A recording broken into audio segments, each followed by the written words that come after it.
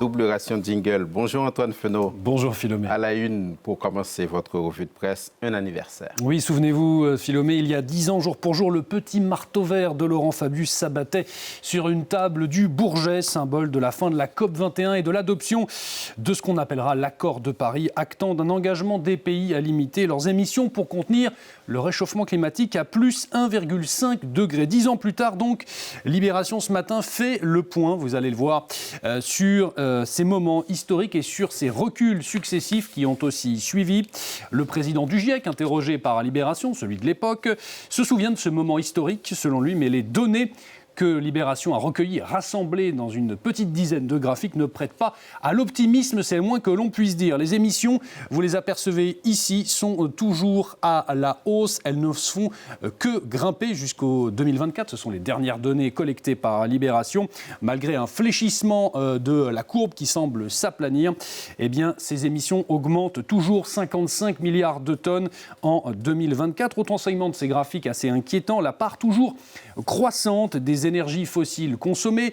C'est notamment le cas du charbon que vous apercevez sur cette couleur saumon sur ce graphique dont la consommation ne cesse d'augmenter et qui est pourtant l'énergie fossile la plus polluante de toutes, portée notamment par la consommation et l'utilisation massive de charbon dans les centrales thermiques chinoises notamment. Le Figaro, de son côté, évoque aussi cet anniversaire et nous parle surtout de pourquoi avoir choisi ce fameux seuil des 2 degrés. Le Figaro nous le dit, c'est avant tout un choix politique. Il fallait un chiffre pour marquer les esprits. Pourtant, les scientifiques interrogés par le Figaro ce matin sont plus nuancés.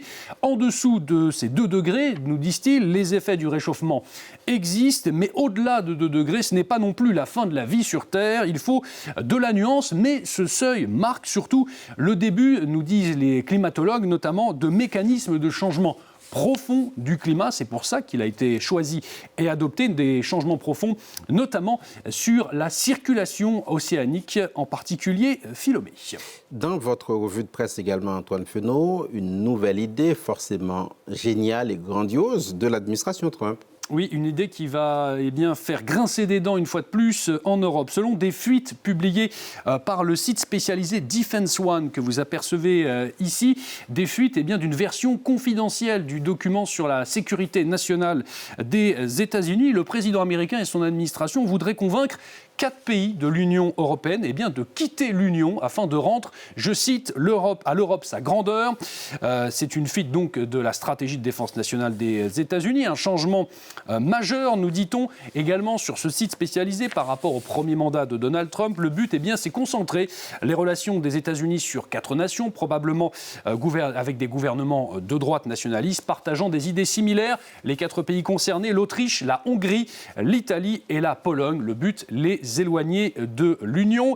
The Times of London, de son côté, nous décrypte cette stratégie de Donald Trump qui comprendrait ce qu'il appelle un Core 5 ou un C5 composé des États-Unis, de la Chine, de la Russie, de l'Inde et du Japon qui se réunirait régulièrement, un peu comme le sommet du G7. Le but premier, normaliser les relations entre Israël et l'Arabie saoudite. La Maison-Blanche a nié l'existence de toute version confidentielle de cette stratégie de défense nationale, affirmant que la seule existante était celle déjà publiée et qui fait couler beaucoup d'encre. The Times, de son côté, du côté de Londres, nous dit exactement que cette approche en séduit certains, notamment ici en Europe. Une délégation en particulier de 20 députés du parti d'extrême droite allemand, l'AfD, était en visite à Washington et leur porte-parole, nous apprend le Times notamment, en matière de politique étrangère, est bien aussi en contact avec Moscou et reçoit tous les égards, vous l'apercevez,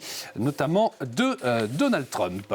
On ne va pas se quitter là-dessus, Antoine. Vous vouliez nous parler d'un triomphe pour finir. Absolument, un triomphe pour finir, Philomé. Si mon écran veut bien répondre, on va y arriver à ce triomphe. Ce triomphe, c'est celui du jeu vidéo français Clair-Obscur Expédition 33, dont le Figaro se fait l'écho, qui a triomphé aux Games Awards. C'est un peu l'équivalent des Oscars des jeux vidéo. Ce jeu est reparti avec 9 récompenses. Le Figaro nous évoque donc ce succès historique. Ce jeu devient le premier jeu français à remporter cette cette récompense, très convoitée, je vous le disais, un peu l'équivalent des Oscars. Il emporte également le titre de meilleur jeu, meilleure direction artistique, meilleure musique, notamment Success Story, aussi pour un petit studio de Montpellier qui se cache derrière ce jeu à grand succès, Sunfall Interactive, que le monde avait rencontré il y a quelques semaines. Vous les apercevez ici, ils sont tous regroupés, ceux qui ont créé ce jeu Clair-Obscur Expédition 33. Tous les membres de Sunfall Interactive. Le monde était donc allé à la rencontre des anciens, pour la plupart d'un grand studio, Ubisoft, et qui ont fait un pari, passer du temps sur l'environnement de jeu, le système de combat développé et sur la musique afin de proposer un univers typique et unique. Le jeu, lui, propose une dystopie dans un Paris post-apocalyptique en mode Belle Époque, et ça a séduit le public, quasiment un peu plus de 2 millions d'exemplaires écoulés déjà. Un jeu aussi, nous dit également Le Monde dans un autre article, qui assume son héritage français dans ses décors, ses dialogues, symbole d'un renouveau, d'une forme de French touch du jeu vidéo, nous dit également Le Quotidien, une manière de se démarquer dans l'industrie très concurrentielle du jeu vidéo, et pourtant jusqu'ici réservée aux jeux indépendants. Le Monde nous cite notamment le très bon aussi jeu vidéo français un peu plus confidentiel, Plectel Innocence, d'un studio bordelais Asobo.